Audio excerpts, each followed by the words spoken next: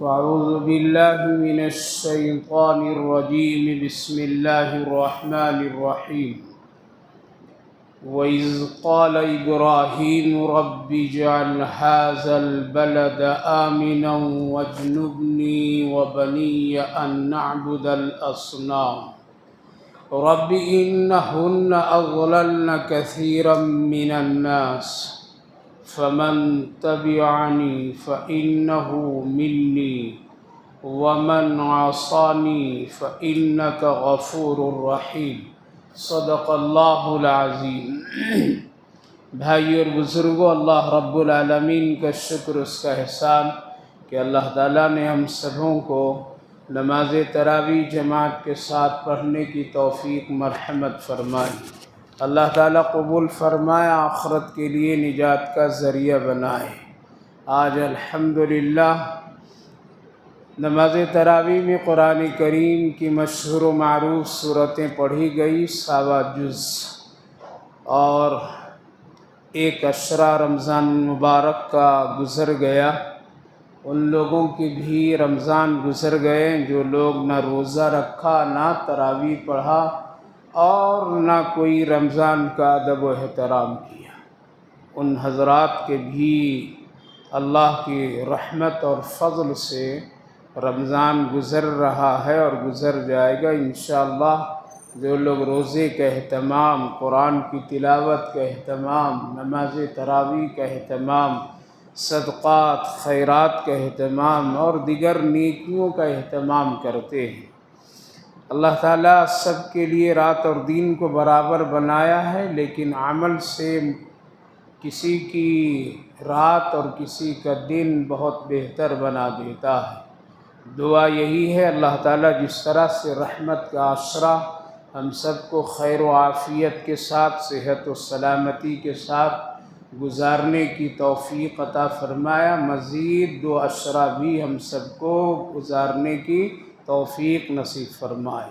کتنا اچھا ماحول اللہ نے عطا فرمایا کہ قاری قرآن نماز تراویح میں قرآن کتنی محنت اور کس قدر حاضر دماغ کے ساتھ اور کس قدر قرآن پر حرف بحرف توجہ کے ساتھ اور تمام نماز کے ارکان اور اس کے تمام پہلو پر گہری نظر اور گہرا عمل کے ساتھ ادا کرتا ہے۔ پھر اس کے ساتھ ساتھ نماز تراویح کی وہ خوبصورت منظر، اور پھر وتر کی نماز۔ پورے 11 مہینہ ہم اور آپ وتر کی نماز جماعت سے نہیں پڑھتے ہیں۔ کتنا خوبصورت اللہ رب العالمین نے یہ موقع ہم سب کو عطا فرماتا ہے۔ یقیناً جن کے دل میں قرآن اور ان چیزوں کی عظمت، دل باغ باغ ہو جاتا ہے۔ ماشاءاللہ ہماری اس مسجد میں دونوں چیزیں بہت ہی شاندار ہے، یعنی نماز تراویح میں قرآن بھی بہت عمدہ پڑھا جاتا ہے، ہر چیز کا رعایت اور خیال کیے جاتے ہیں۔ نماز تراویح اور نماز میں بھی ماشاءاللہ قرآن کریم کے لب و لہجے اور اس کی ادائیگی اور اس کے حسنوں پر بہت ہی اہتمام کیا جاتا ہے۔ دل سے دعا ہے دونوں قاری قرآن کو اللہ ان کے پڑھنے کو قبول فرمائے اور ہم سب کے سننے کو قبول فرمائے۔ آج الحمدللہ کئی صورتیں نماز تراویح میں پڑھی گئی ہیں۔ ان میں سے ایک صورت کل کی مکمل ہوئی، سورہ رعد، دوسری صورت سورہ ابراہیم، تیسری صورت سورۃ الحجر، اور چوتھی صورت سورۃ النحل۔ سورۃ النحل مکمل نہیں ہوئی، اس کا کچھ حصہ باقی ہے۔ سورۃ الرعد جس میں اللہ رب العالمین نے اپنی نعمتوں کا اور اپنا جلال کو بیان فرمایا ہے اور اپنی پہچان، اپنا تعارف کرایا ہے کہ میں کون ہوں، تم سمجھو دیکھو، میں وہ ہوں جو ایک زمین کے ٹکڑے میں اگر تم 4 طرح کے مثلاً کھیتی لگاتے ہو، مٹی ایک ہے، پانی ایک ہے، سورج ایک ہے، ہوا ایک ہے، لیکن ہم چاروں کا کلر بھی بدل دیتے ہیں، مزہ بھی بدل دیتے ہیں، ذائقہ بھی بدل دیتے ہیں، اس کی رنگ و رنگت اور اس کی حیت و کیفیت کو بدل دیتے ہیں۔ اللہ فرما رہا ہے میں وہ ہوں۔ مثلاً ایک زمین کا ٹکڑا ہے، ایک طرف گنے کا کھیتی ہے، ایک طرف انگور کی کھیتی ہے، ایک طرف ٹماٹر کی کھیتی ہے، ایک طرف کہہ لیجیے مرچ کی کھیتی ہے۔ کسان کھیتی کرنے والا ایک ہے، پانی ایک ہی جگہ سے ڈالتا ہے چاروں کھیتوں میں، ہوا بھی ایک ہی اس میں پڑتی ہے، سورج کی کرنیں بھی ایک ہی طرح ہے، رات کی چاندنی کی شعاعیں بھی ایک ہی طرح ہے، لیکن یہ رنگ کون بدل رہا ہے، یہ مٹھاس کون لا رہا ہے، یہ ترتیب کون دے رہا ہے؟ انگور کا ذائقہ آپ ٹماٹر میں نہیں حاصل کر سکتے، ٹماٹر کا ذائقہ آپ انگور میں نہیں لے سکتے، گنے کی مٹھاس مرچ میں نہیں لا سکتے ہیں، اور مرچ کی کھٹا پن اور اس کی ترشرو گنے میں نہیں دیکھ سکتے۔ آخر یہ تکوینی نظام کو چلانے والا کون ہے؟ کون؟ یہ کسان کون ہے؟ یہ جو گائے بھوسا کھاتی، سوکھے پتے کھاتی ہے، چارہ سوکھا ہوا کھاتی ہے، اس کو کون ہے جو اندر فلٹر کر کے ایک سفید دودھ نکالتا ہے؟ یہی تو اللہ کی پہچان ہے۔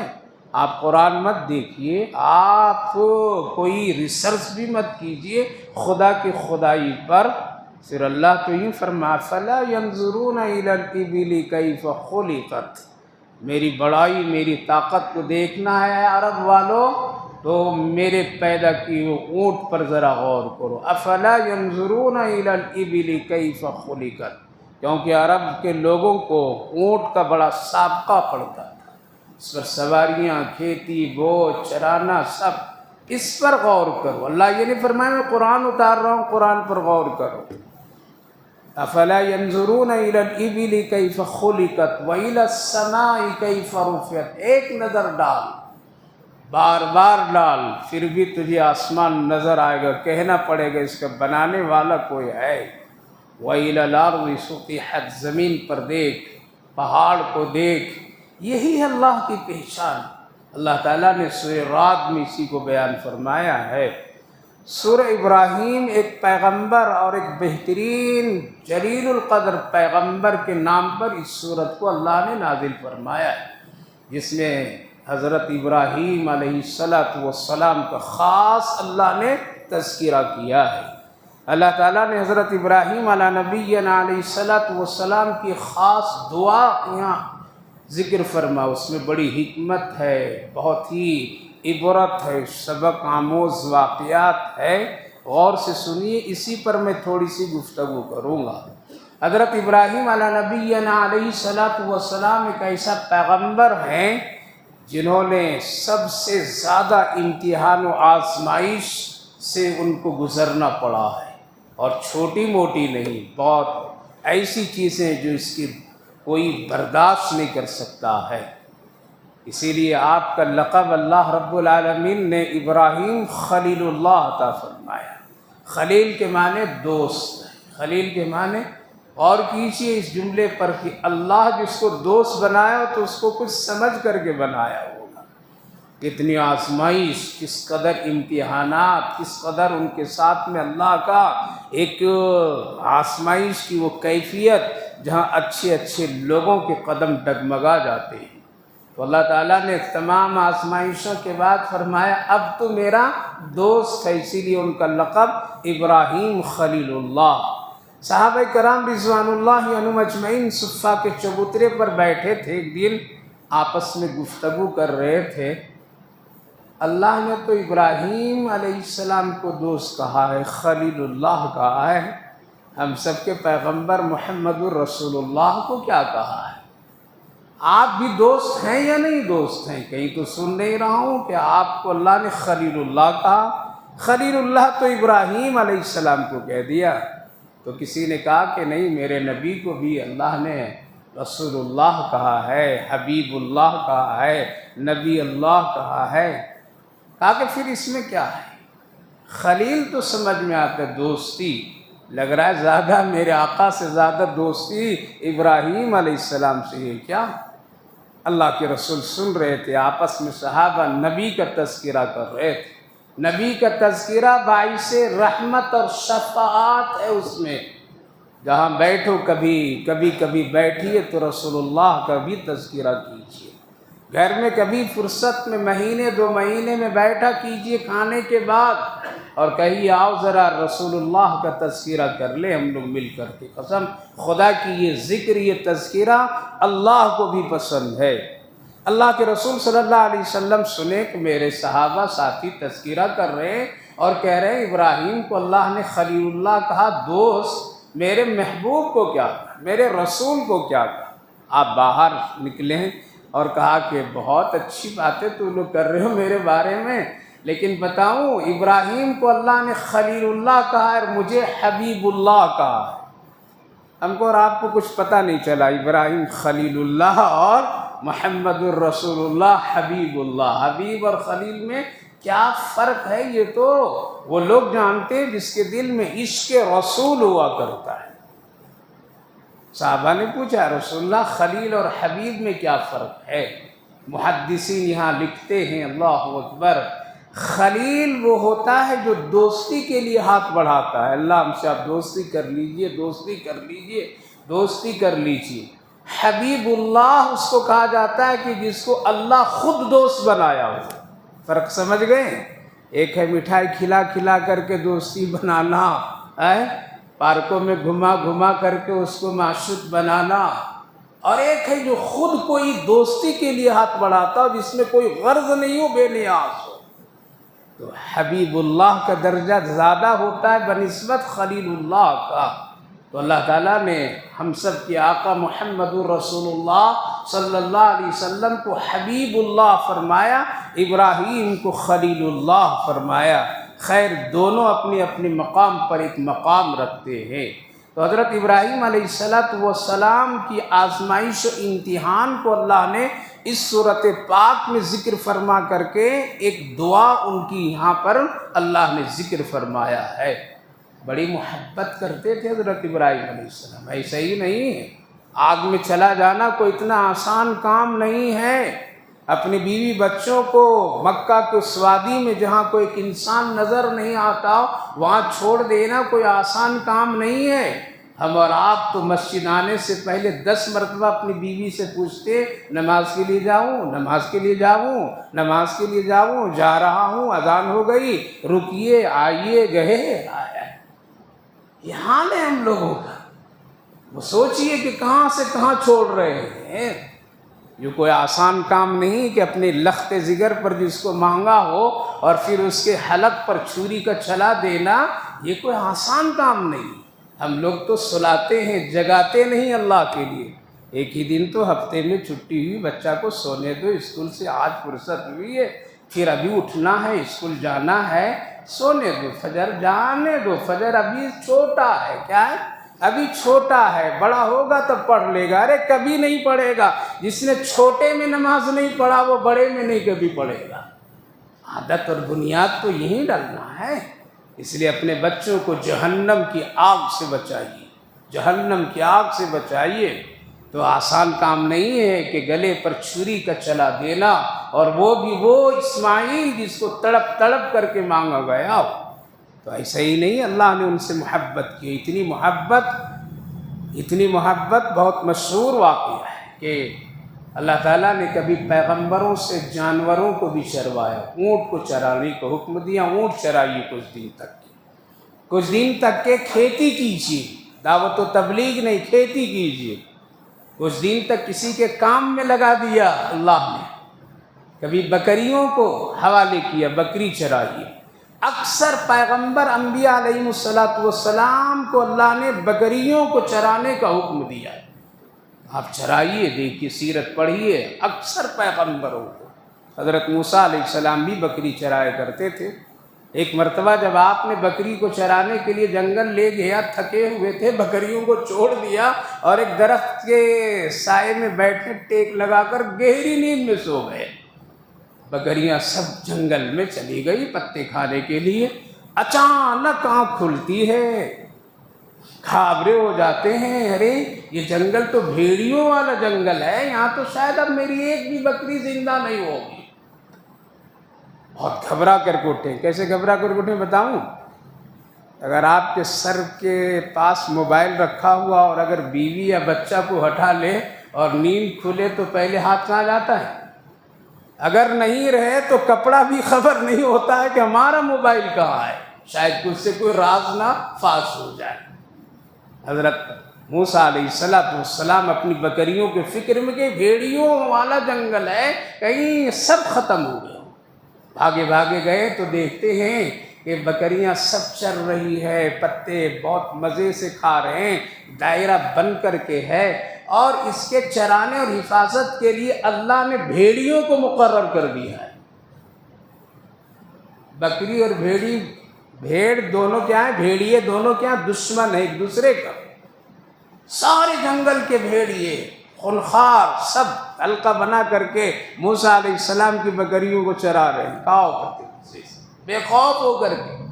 حضرت موسیٰ علیہ السلام جب دیکھے تو کہا کہ رب کریم تیری عجیب شان ہے، دشمنوں سے میری بکریوں کی حفاظت۔ کیا جواب دیے؟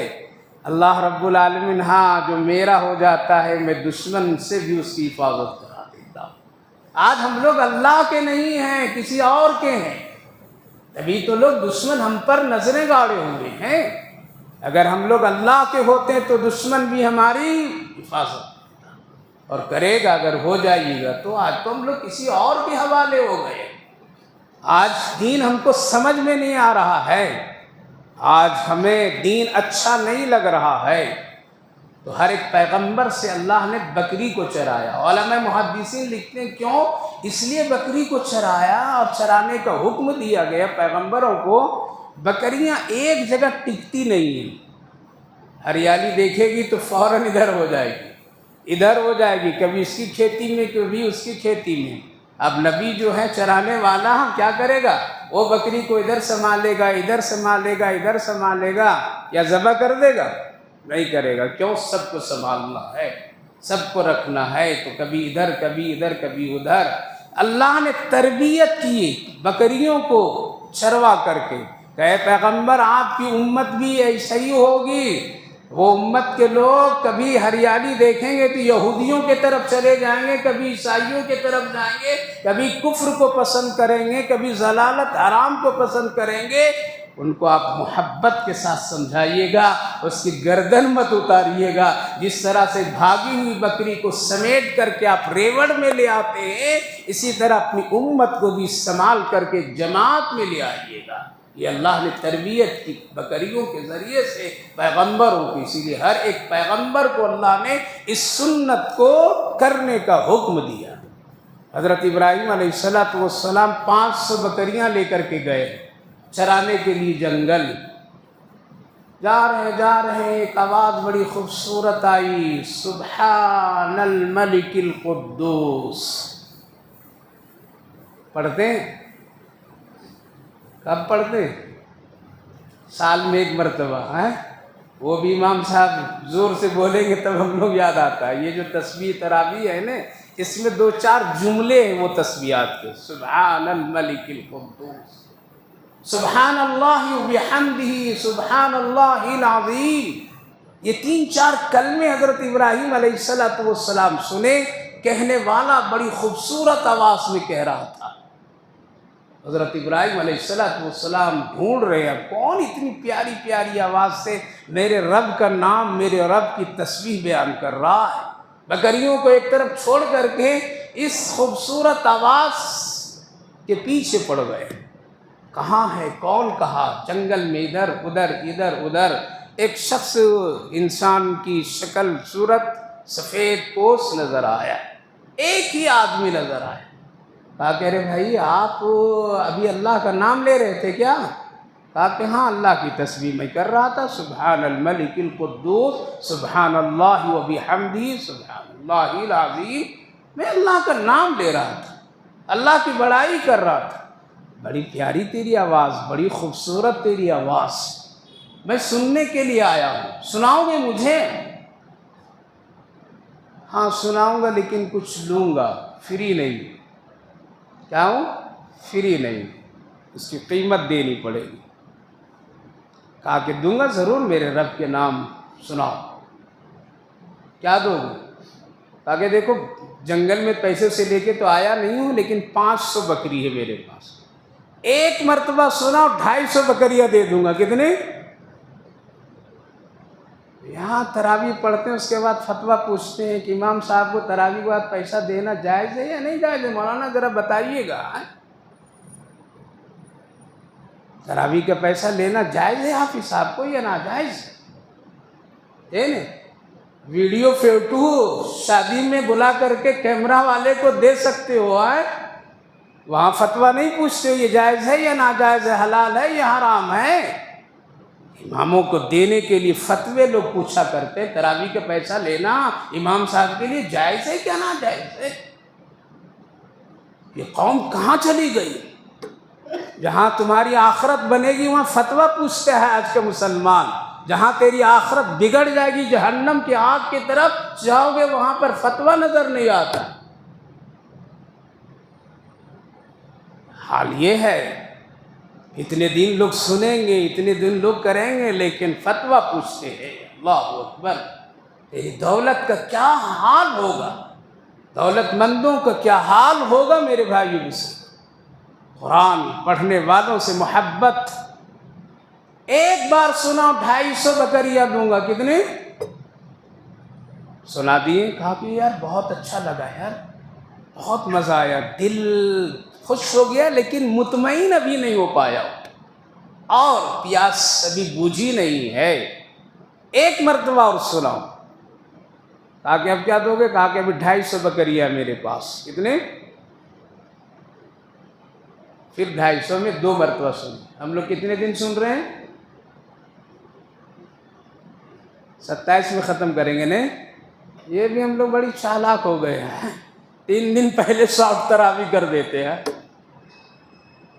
قرآن تو سننا چاہیے تھا، چاند دیکھ کر کے ختم کرنا چاہیے، اسی لیے اللہ نے 30 ہی پارہ بنائے۔ کتنا؟ یہ 3 کے سیٹنگ کرنے میں ہم لوگوں نے کتنا، اس میں پہلے ایک دور تھا، ایک زمانہ تھا جس سے حفاظ کم تھے، وہ یو پی، بہار، دلی، یہاں وہاں سے آتے تھے، حافظ قرآن سناتے تھے، ٹرین میں ان کو جانا ہوتا تھا، اسی لیے سارے مولویوں نے مل کر کے فتویٰ دے دیا 26 کو ختم کرو، تاکہ کیا 3 دن میں ٹرین میں بیٹھیں گے، گھر میں عید مزے سے کر لیں گے۔ سارے لوگوں نے یہی، ادھر کے حفاظ آتے تھے، یہی کام کر کے وہ لوگ نکل جاتے تھے۔ آج اسی کو ہم لوگ بھی پکڑے۔ اب تو مقامی طور پر میں ہونا سنت تو یہ ہے کہ 29 کو قرآن ختم کر، نہیں حضرت وہ علم ترا والا چلا، میرے بھائی کیوں چلائیں گے؟ کیوں چلائیں گے؟ کیا دنیا بگڑ رہی ہے؟ سنت پر عمل کرنا چاہیے نا، لیکن جان بوجھ کر کے ہم لوگ سنت پر عمل نہیں کرتے۔ لہذا 30 دن قرآن جس امام کے پیچھے سنتے ہیں، 30 دن جس امام کے پیچھے ہم لوگ قرآن کریم کی لطف لیا کرتے ہیں، اس کے ساتھ کیا سلوک ہوتا ہے وہ ہم اور آپ جانتے ہیں خوب اچھی طرح۔ ایک بار سنا 3 کلمہ، سبحان الملک القدوس، سبحان اللہ بحمدہ، سبحان اللہ العظیم، سنا 250 بکریاں دے دیے۔ کتنا ہو گیا؟ سب ختم ہو گیا۔ کہا یار بہت اچھا لگا، ایک بار اور سنا دیتے تو بہت مزہ آتا، دل اب پورا ہی۔ کہا کہ اب کیا دو گے؟ کہا کہ دوست بتاؤں کیا دوں گا؟ یہ 250 بکریاں چرانا کوئی آسان نہیں ہے، تم کو ایک چرواہے کی ضرورت پڑے گی۔ کیا پڑے گی؟ چرواہے کی تجھے ایک ضرورت پڑے گی۔ یہ 250 بکریوں کو تم سنبھال نہیں، 500 بکریوں کو سنبھال نہیں سکو گے، لہذا تم کو ایک چرواہے کی ضرورت پڑے گی نا۔ لہذا ایسا کرو، ایک بار سنا دو، میں تیرا چرواہا بن کر کے تیری بکریاں چراؤں گا۔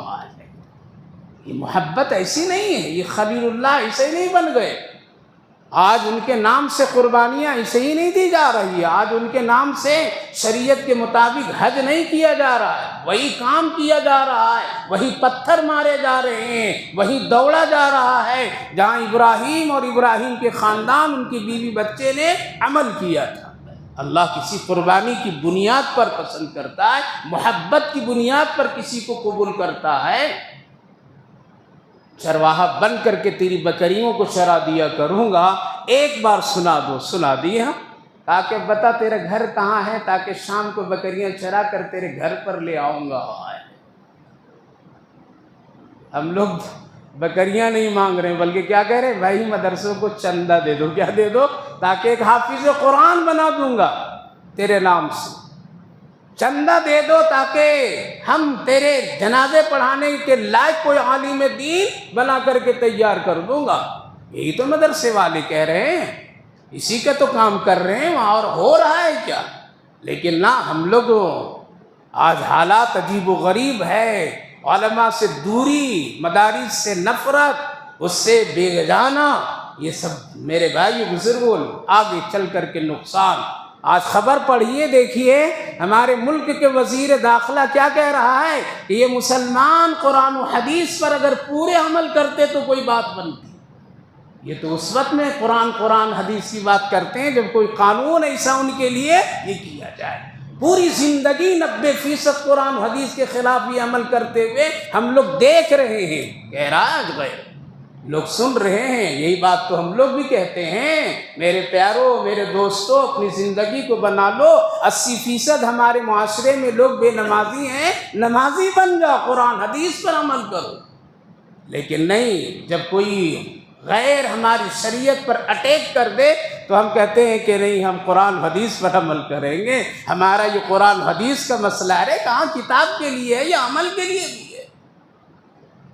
میرے بھائی بزرگوں، حضرت ابراہیم علیہ السلام جب یہ کہے تو کیا کہا؟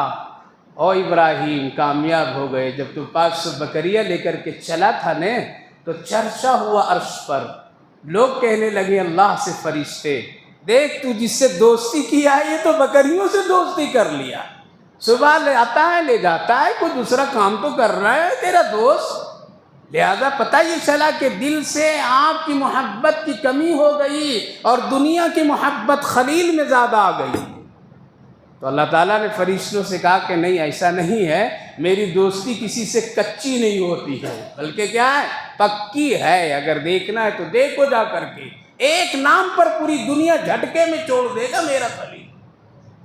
لہذا اے ابراہیم، میں ایک فرشتہ بن کر کے تیری آزمائش کے لیے آیا تھا، اور پھر یہ کلمہ پڑھا، یہ دیکھا گیا، دکھایا گیا، واقعتاً آپ کامیاب ہو گئے۔ وَإِذِ ابْتَلَىٰ إِبْرَاهِيمَ رَبُّهُ بِكَلِمَاتٍ فَأَتَمَّهُنَّ، ہم نے ابراہیم کو چند کلمے سے آزمایا، ابراہیم کامیاب ہو گئے۔ اللہ، چند کلمہ، محبت سے قرآن پڑھیے، محبت سے درود پڑھیے، محبت سے سبحان اللہ پڑھیے، محبت سے سجدہ کیجئے۔ قسم خدا کی یہ اللہ کو اتنا پسند ہے جو مرنے کے بعد قبر کی اندھیروں میں یہ نور نظر آئے۔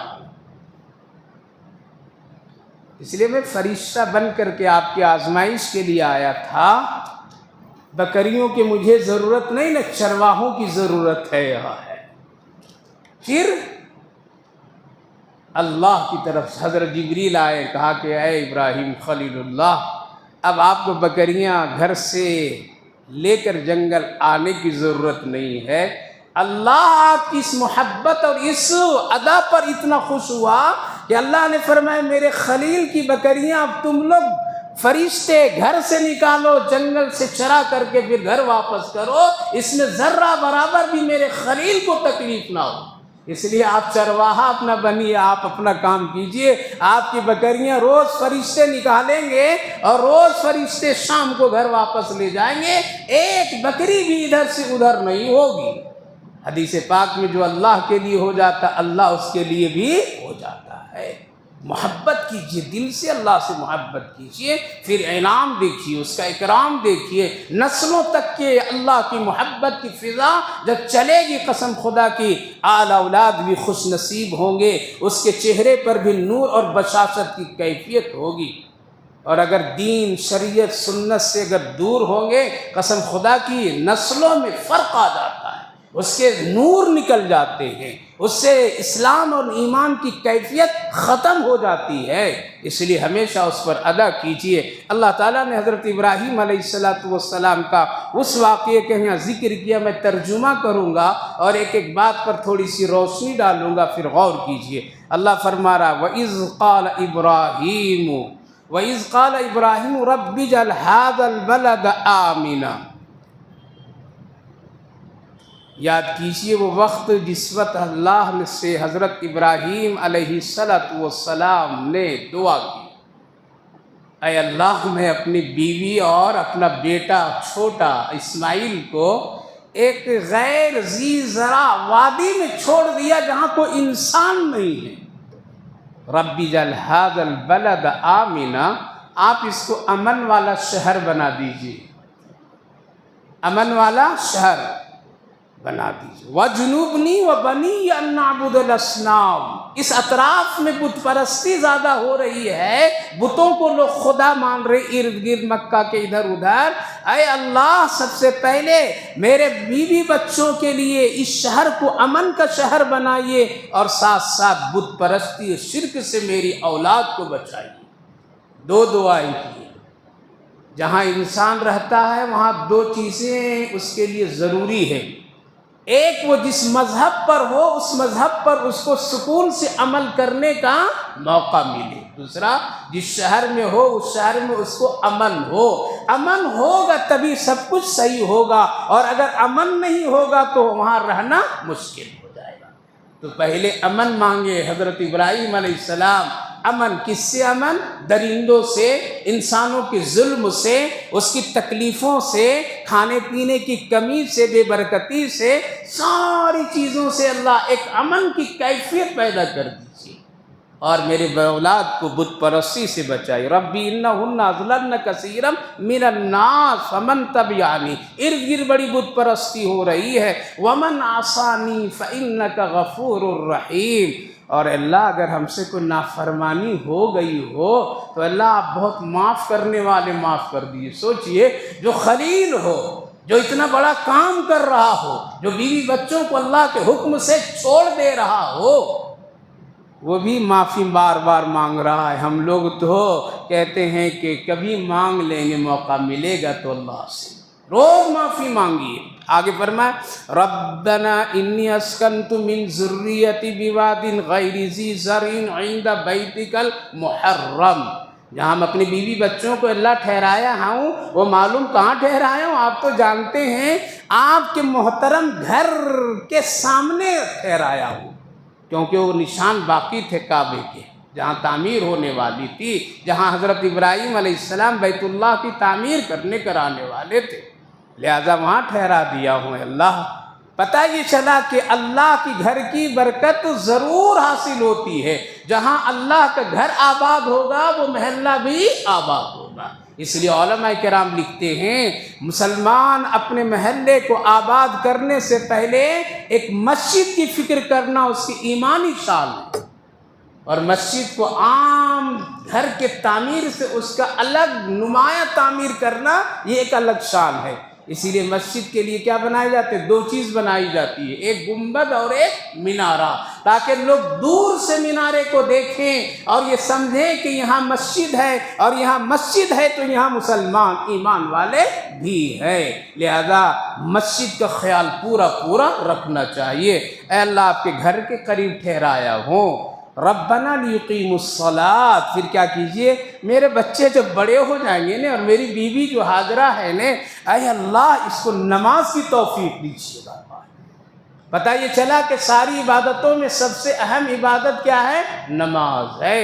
ربنا لیقیموا الصلاۃ فاجعل افئدہ، ارے اللہ یہاں جو گھر آپ کا ہے ابھی تو پوری تعمیر نہیں ہوئی تھی، لہٰذا یہ گھر، اس کی طرف لوگوں کا دل کیا کریے؟ مائل کر دیجیے۔ یہ دعا کر رہے ہیں حضرت ابراہیم علیہ السلام۔ پھر حضرت ابراہیم علیہ السلام کعبے کی تعمیر کی، اس کی تفصیلات ہے، اللہ کے حکم سے بیت اللہ تعمیر ہو گئے، باپ بیٹے مل کر کے دونوں تعمیر کیے۔ جب تعمیر ہو گئے تو کوڑے کرکٹ جتنے بھی چھوٹے موٹے ٹکڑے، اینٹ پتھر ساری چیزیں تھیں، اس کو ایک طرف جمع کی حضرت ابراہیم علیہ السلام، اور جمع کر کے پھر کہا پروردگار یہ تو تیرے پاکیزہ گھر کے ٹکڑے ہیں، گرد و غبار ہیں، پتھر کے ٹکڑے ہیں، مٹی ہے، باتویں کچھ ہے، اللہ اس کو کہاں ہم پھینکیں؟ کہا کہ میرے گھر کا کام ہے، اس کو کہیں پھینکو نہیں۔ اس لیے علماء کرام، فقہاء کرام فرماتے ہیں مسجد کا کوڑا ناپاک جگہ پر میں پھینکنا گناہ ہے۔ مسجد کا کوڑا کچڑا یہ صاف صفائی کر کے ناپاکی کی جگہ پر میں ڈالنا، یہ کیا ہے؟ جائز نہیں ہے۔ اس کو الگ رکھو، الگ ڈالو۔ خیر، وہ ایک الگ تقوی کی بات ہے۔ یہ کوڑے سب جمع ہو گئے، پتھر کے ٹکڑے ہو گئے، تو اللہ تعالیٰ نے فرمایا کہ ایک کام کیجیے آپ، اس کو ذرا جو چیز موٹی موٹی ہے اس کو ذرا باریک ریزہ ریزہ کر دیجیے اور اس کو کسی چیز میں لے کر کے یوں ہوا میں اڑائیے. کیا کیجیے؟ اس کو ہوا میں اڑائیے. اس ذرات کو میں پوری دنیا میں پھیلا دوں گا. جہاں جہاں اس کی ذرات گریں گے، میرے گھر کے ٹکڑے کے ذرات، وہاں وہاں اس زمین پر میں اپنا ایک اللہ اپنا گھر بھی بناؤں گا، اور وہی مسجد. لہذا زمین پر جہاں بھی مسجد بنی ہوئی ہے، وہ کعبے کے وہ گرد و غبار پتھر کے ٹکڑوں کی ذرات کو اللہ نے ہواؤں کے ذریعے سے گرایا ہے. اسی زمین پر آدمی مسجد کو تعمیر کرتا ہے. یہ حدیث پاک میں ہے. اللہ اکبر. حضرت ابراہیم بھی کہنے لگے کہا کہ اڑانا تیرا کام ہے، پہنچا دینا میرا کام ہے. اسی لیے حکم یہ جہاں مسجد، قیامت تک کا مسجد.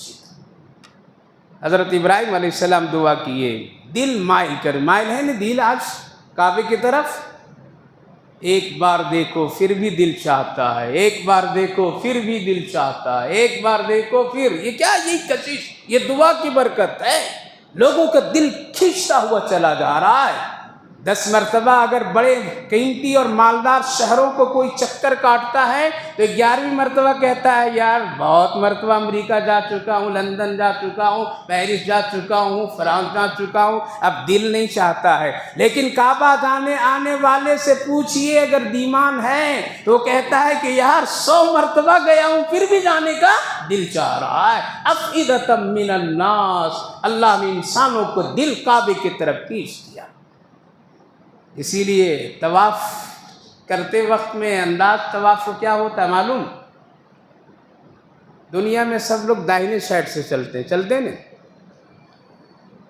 اور کعبے میں جو چلتے ہیں وہ کیوں؟ محدثین فرماتے ہیں کہ جب بائیں طرف سے ایسے چلتے ہیں تو یہ دل کعبے سے کیا ہوتا ہے؟ قریب ہوتا ہے.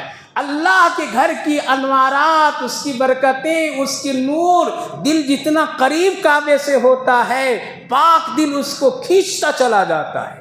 اللہ نے اتنا بھی دل ادھر دور نہیں ہونے دیا اپنے گھر کے پاس. افئدۃ من الناس. اسی لیے ایسے ہی لوگ گھومتے ہیں. کیسے گھومتے ہیں؟ ایسے نہیں گھومتے بلکہ ایسے گھومتے ہیں. دل کعبے کے طرف قریب ہوا کرتا ہے. محدثین لکھتے ہیں انوارات، برکتیں، رحمتیں 7 طواف میں کیا ہوتا ہے؟ کھینچتا جاتا ہے دل، اور دل کا گناہ نکال کر کے جب وہ حجر اسود کو دیکھتا ہے تو اوپر سے نیچے اللہ پاک کر دیتا ہے. یہ برکت، یہ کشش ہے کعبے کی. کعبہ کوئی معمولی چیز نہیں ہے. یاد رکھیے 3 چیز کی حفاظت کی ذمہ داری اللہ لے رکھا ہے، کوئی کچھ نہیں کر سکتا ہے. ایک کعبے کی حفاظت، ایک گنبد خضرا کی حفاظت، اور ایک قرآن کی حفاظت. ان 3 چیزوں کی حفاظت کی ذمہ داری اللہ لے لیا ہے. دنیا ہم جیسے گنہگار لوگ اگر اس سے منہ موڑ لیں، اللہ نہ کرے کبھی ایسا ہو، تب بھی کوئی کعبے کو نقصان نہیں پہنچا سکتا ہے. نقصان سے پہلے اللہ اس کی حفاظت کر کے اوپر اٹھا لے گا. گنبد خضرا کو بھی یہی کام کرے گا، اور قرآن کو اٹھا لے گا. اسی لیے ان 3 چیزوں کی حفاظت کی ذمہ داری اللہ لی ہے. افئدۃ من الناس. اے اللہ یہاں تو پہاڑ ہے، نہ کھیتی ہے نہ سبزہ ہے، اس لیے آپ کیا کیجئے گا؟ وَارْزُقْهُم مِّنَ الثَّمَرَاتِ. یہاں پھل فروٹ بھیج دیجئے. کیا بھیج دیجئے؟ لہذا ایک بھی پھل کے باغ وہاں نہیں ہے، لیکن پوری دنیا میں جتنا پھل اللہ پیدا کرتا ہے وہ سب مکہ میں پہنچا دیتا ہے. یہ آج کی حکومت کے کمال نہیں ہے، بلکہ یہ کمال حضرت ابراہیم علیہ السلام کی دعا کی برکت. قرآن جب تک کہ رہے گا کعبے میں پھل پہنچتا رہے گا، روزی پہنچتی رہے گی، کبھی فاقہ نہیں، کبھی پیاسا نہیں، کبھی کھانے کی کوئی کمی نہیں. قسم خدا کی اتنی بڑی تعداد اور سال میں اگر کسی ملک میں پہنچ جائے تو وہ دوسرے دن اعلان کرنا پڑے گا 4 سال میرے ملک میں نہ آؤ. اس لیے ملک گندا بھی ہو گیا ہے، پانی کی کمی بھی ہو گئی ہے، خوراک کا انتظام کرنا مشکل ہے. قربان جائیے میرے رب کی وہ شہر اور وہ دعا ابراہیم خلیل اللہ کی، کبھی کسی کو پانی کے قطرے کی تکلیف نہیں ہے. جہاں جیسا چاہیے۔ اسی لیے نبی اکرم صلی اللہ علیہ وسلم جب مدینہ طیبہ میں قدم رکھیں، قباء مسجد کے پاس پہنچیں، آپ ہاتھ اٹھا کر کے یہ دعا کیے، اے اللہ مکے کی آبادی، مکے کی روزی رزق کے لیے تیرا ابراہیم خلیل اللہ نے برکت کی دعا کی تھی، تیرا محمد مدینے کی برکت کے لیے دعا کر رہا ہے۔ اللہ اکبر۔ جس طرح سے آج مکہ میں ہر ایک نعمت اللہ پہنچا رہا ہے، مدینہ طیبہ میں میرے آقا کے صدقوں میں ساری نعمتیں یہاں بھی پہنچ رہی ہے۔ یہاں نبی کی دعا، وہاں ابراہیم خلیل اللہ کی دعا، افئدۃ من الناس وارزقهم من الثمرات۔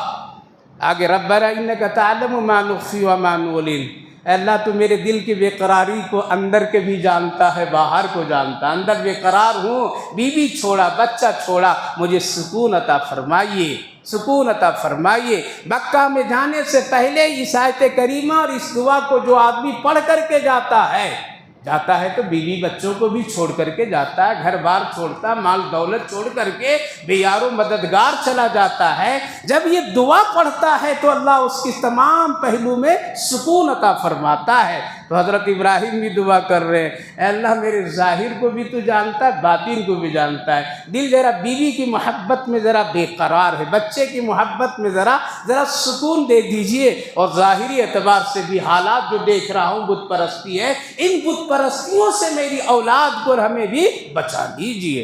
وما یخفی علی اللہ، الحمدللہ۔ اب اللہ کا شکر ادا کرتے ہیں۔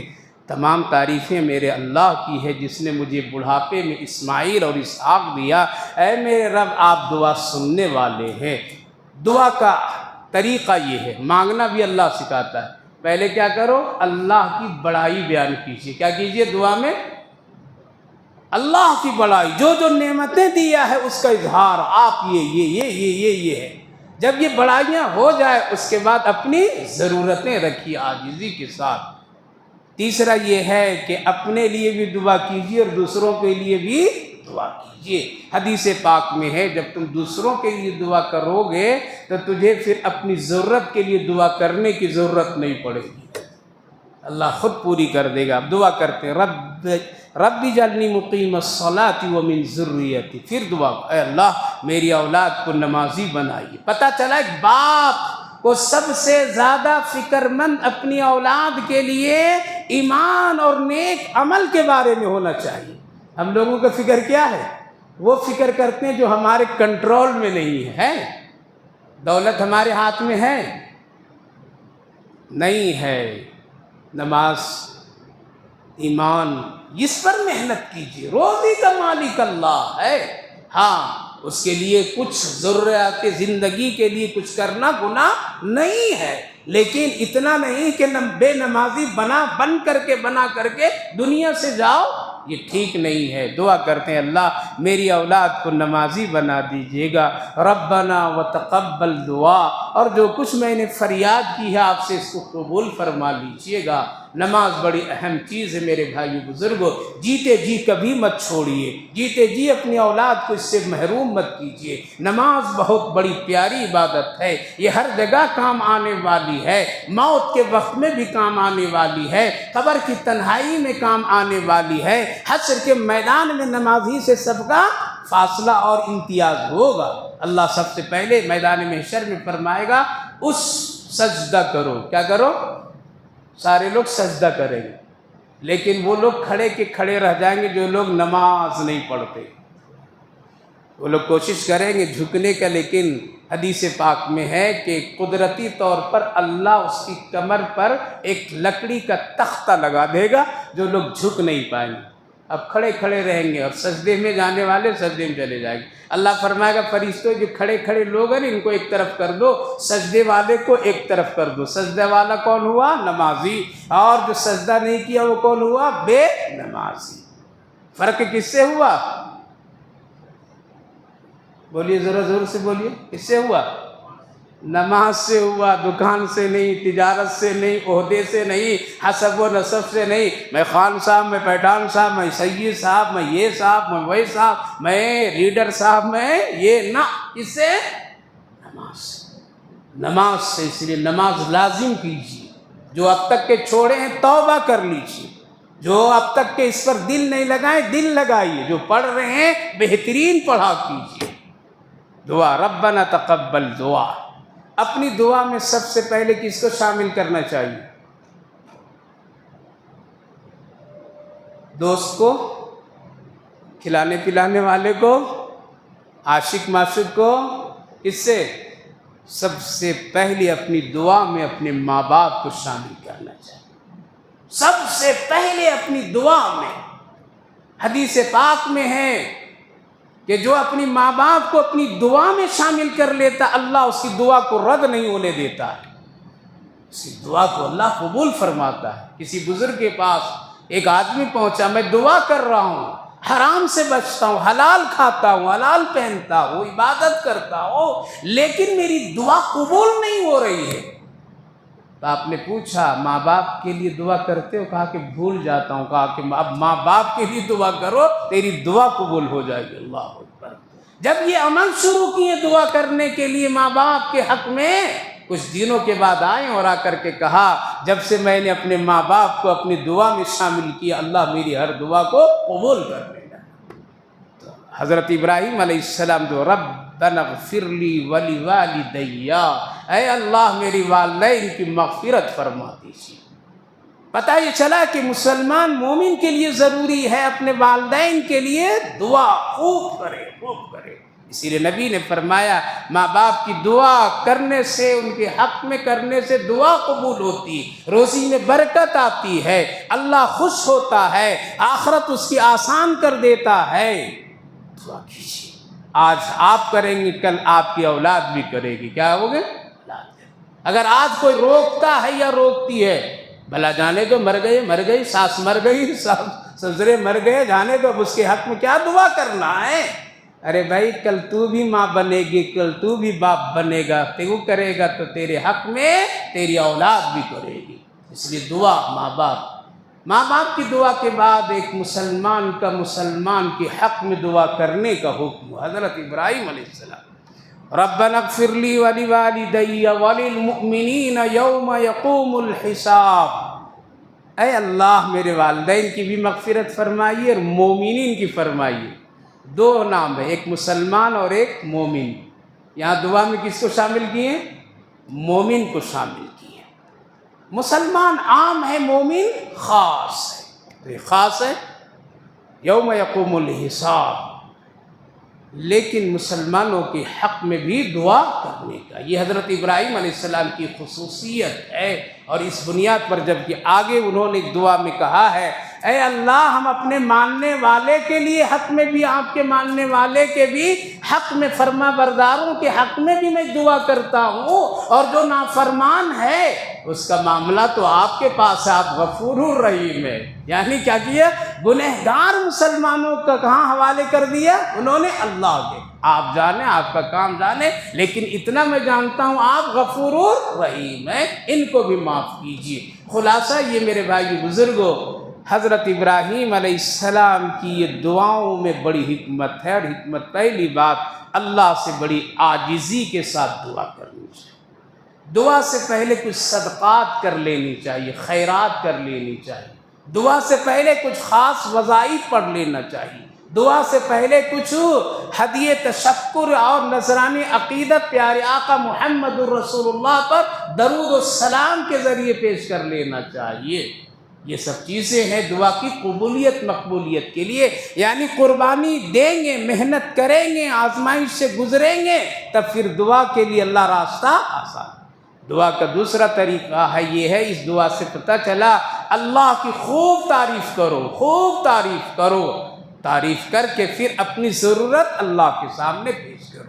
اللہ کی دی ہوئی نعمت پر آپ کیا کریں؟ دعا میں شکر ادا کریں۔ اللہ بہت بڑے، زمین و آسمان کا خالق مالک سب کچھ ہے، اے اللہ تو نے مجھے انسان بنایا، آپ چاہتے تو کچھ بھی بنا سکتے تھے، آپ انسانوں میں مسلمان بنائے، ایمان والا، تیرا شکر ہے، نبی کا امتی بنائے، تیرا یہ شکر اپنی نعمت۔ جب دعا ہو جائے تو اپنی ضرورت پیش کیجیے، اللہ اس کی ضرورت ہے، اس کی ضرورت ہے، اس کی ضرورت ہے، آپ ہی دے سکتے ہیں، آپ بہت پیارے، اپنی زبان میں مانگیے، کوئی ضروری نہیں عربی الفاظ استعمال کیجیے، بہت گھنی عربی لائیے، نہ، بلکہ کیا کیجیے، اللہ فرماتا ہے میرے بندے جس زبان میں تو بول ہم اسی زبان کو سمجھ جاتے ہیں، اسی زبان کو سمجھتے ہیں، جیسا چاہیں اپنا سمجھ کر کے بولیے۔ قسم خدا کی جب محبت آ جائے گی اللہ کے دل میں اور آپ دعا کریں گے تو ایسا لگے گا کہ صرف اللہ میرا ہے اور کسی کا نہیں ہے۔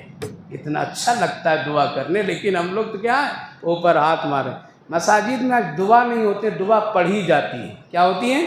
یہ جو فرض نماز کے بعد جو ہمارے ائمہ حضرات کرتے، دعا نہیں کرتے، دعا پڑھتے ہیں۔ کیا کرتے ہیں؟ پڑھتے ہیں۔ دعا تو یہ ہے جو عاجزی کے ساتھ ہو اور خود آدمی اپنی تنہائی میں کرے۔ چوتھی بات معلوم یہ ہوئی کہ اپنی دعا میں اپنے والدین، رشتہ دار، مومنین کو شامل کرے۔ اور سب سے آخری بات معلوم ہوئی، دعا کرتے وقت دینے والے پر پورا یقین ہو کہ وہی دے سکتا ہے، اس کے سوا کوئی نہیں دے سکتا ہے، اور وہی قبول کرے گا۔ ربنا تقبل منا، تو یہ حضرت ابراہیم علیہ السلام کی دعا ہے۔ علماء فرماتے ہیں جب مکہ اور مدینہ جایا کرو تو اس آیت کریمہ کو بار بار پڑھا کرو، وہاں بھی پڑھا کرو، انشاءاللہ وہ نعمتیں آسان کر دے گا اللہ جو حضرت ابراہیم علیہ السلام کو اس دعا کی برکت سے عطا فرمایا تھا۔ تو یہ یاد رہے گا، یہ 13ویں جز کی سورہ ابراہیم میں حضرت ابراہیم علیہ السلام کی دعا ہے۔ باقی سورتیں 2 ہے، ایک سورت کا نام سورۃ النحل، شہد کے نام پر اللہ نے سورت کا نام رکھا ہے۔ شاید جانتے ہیں، 1 منٹ میں بات ختم کروں، جانتے ہیں کہاں سے پیدا کرتا ہے اللہ تعالیٰ؟ ایسا خدا کی قدرت دیکھیے، ایک ایسی زہریلی مکھی کے پیٹ سے شہد کو پیدا کرتا ہے جس میں 70 بیماریوں کا شفا ہے۔ آپ نے فرمایا شہد کھایا پیا کرو، اس میں 70 بیماریوں کا شفا اللہ نے رکھا ہے۔ کسی نے پوچھا یا رسول اللہ اتنی اس میں برکت شفا کیوں ہے؟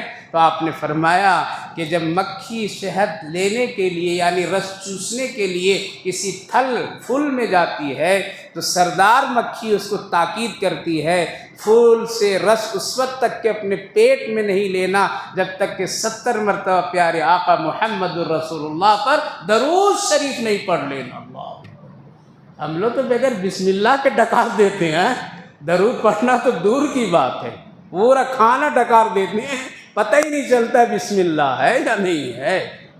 جب تم پھول سے رس، پھل سے رس لے لو گے اور اپنی چھتوں میں جب اس کو نگل کر کے ڈالو گے تو ڈالنے سے پہلے 70 مرتبہ پھر رسول اللہ پر درود شریف پڑھنا۔ جب شہد تیار ہو جائے تب بھی 70 مرتبہ پڑھنا، اس لیے مکھیاں لگی رہتی بن بن بن بن بن بن جو کرتی ہے نا یہ درود پڑھا کرتی ہے۔ اللہ کے رسول نے فرمایا اس کی برکت سے اللہ شہد میں اتنی تاثیر اور قوت پیدا فرمایا ہے، یعنی درود پاک کی برکت سے یہ بن بن بن بن مکھیاں جو اپنے شہد کے چھتوں میں لگی رہتی ہے، محققین فرماتے ہیں یہ درود پڑھا کرتی ہے اپنی زبان میں۔ اللہ اکبر۔ نبی کا قافلہ گزر رہا ہے، صحابہ ہیں، دوپہر کا وقت ہے، درخت کے سائے میں بیٹھ گئے سب لوگ۔ نبی نے فرمایا تم لوگ پاس کھانے کی کوئی چیز ہے؟ کہا کہ ہاں یا رسول اللہ روٹی ہے لیکن سالن نہیں ہے۔ کہا کہ کوئی بات نہیں، سالن نہیں تو پانی میں بھگو کر کے کھا لیں گے، اپنی اپنی روٹیاں لے کر کے آ جاؤ سب لوگ۔ جن کے پاس جو سوکھی مکھی روٹی تھی لے کر کے حاضر خدمت کی، اتنے میں کہ 2-4 مکھی بن بن بن بن بن آئی، نبی کے ارد گرد چکر کاٹے، آ کر کے کان میں بولی السلام علیکم یا رسول اللہ۔ نبی نے جواب دی وعلیکم السلام، کیا خبر؟ کہا کہ ہم لوگ یہاں چھت لگائے ہیں شہد کے، آپ پانی سے روٹی مت کھاجیے، میرے پیچھے کسی صحابی کو بھیجیے، میرے چھت سے وہ لوگ شہد لے کر کے آئے یا رسول اللہ، اور آپ بھی شہد سے کھائیے، اپنے ساتھیوں کو بھی کھلایا ہے۔ کیا محبت تھی مکھیوں میں، کیا عظمت تھی رسول اللہ کی۔ ہم سب بھول گئے ہیں میرے بھائیو، بزرگوں، جوانوں، بزرگوں، نبی سے محبت پیدا کی۔ اللہ کے رسول میں رک جا پانی میں روٹی مت ڈالو، شہد کا انتظام ہو گیا ہے، یہ دیکھو یہ 3-4 مکھیاں ہیں، یہ جہاں جائے گی اس کے پیچھے پیچھے جاؤ۔ 2-4 صحابی لگے، مکھیاں لیتے گئی اور چھت دکھائی، وہاں سے شہد تازہ خوبصورت لے کر کے آئے، صحابہ کھائے، وہ مکھیاں پھر آئی، یا رسول اللہ بڑی خوشی کی بات، آج پورے ہم لوگ برادری میں خوشی ہو گئی ہے، اللہ کے رسول ادھر سے جب بھی گزرا کیجئے تو آپ ضرور یہاں سے شہد لے کر کے جایا کیجئے۔ یہ نبی کا اخلاق اور یہ شہد کی سورۃ النحل، اس میں اللہ نے شہد کا تذکرہ کیا ہے، قرآن میں ساری چیزوں کا تذکرہ ہے۔ ہم تو ڈھونڈ رہے ہیں کہیں اور اسلام کو، ہم تلاش کر رہے ہیں کہیں اور شفا، لیکن ساری چیزیں کہاں ہیں؟ قرآن میں۔ قرآن پڑھیے، دیکھیے، محبت کیجیے، انشاءاللہ آخرت بھی بنے گی، دنیا بھی خیر و برکت کا بنے گا۔ اللہ آپ کو بھی عمل کی توفیق، ہمیں بھی عمل کی توفیق نصیب فرمائے۔ اللہم صلی علی سیدنا نبینا حبیبنا مولانا محمد وبارک وسلم علیہ۔ ربنا آتنا فی الدنیا حسنۃ وفی الآخرۃ حسنۃ وقنا عذاب النار۔ اے اللہ، روزی رزق کا مالک آپ ہیں، ہم سب تیرے محتاج بندے ہیں، اپنے فضل سے رزق حلال عطا فرمائی، صحت و عافیت کی روزی عطا فرمائی، سکون کی روزی عطا فرمائی۔ اے اللہ، مانگنا نہیں آتا ہے، ایک شکل بناتے ہیں ہم لوگ، اے اللہ تو شکلوں کو دیکھ کر کے بھی دعائیں قبول کر لیتا ہے۔ اے اللہ، سارے بھائیوں بزرگوں کی مانگی ہوئی دعاؤں کو قبول فرما دیجیے، رحم فرمائیے، عافیت فرمائیے۔ رحمت کا عشرہ گزر گیا، اب تو بڑی قیمتی عشرہ آیا ہے مغفرت کا۔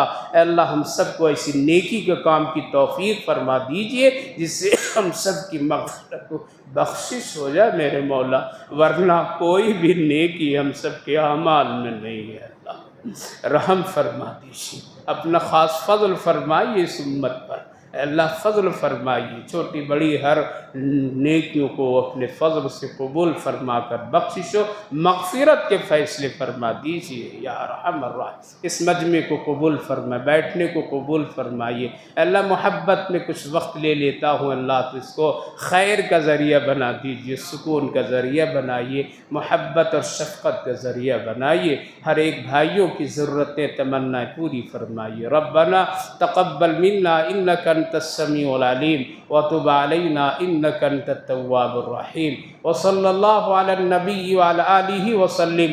سبحان ربک رب العزۃ عما یصفون وسلام علی المرسلین والحمد للہ رب العالمین۔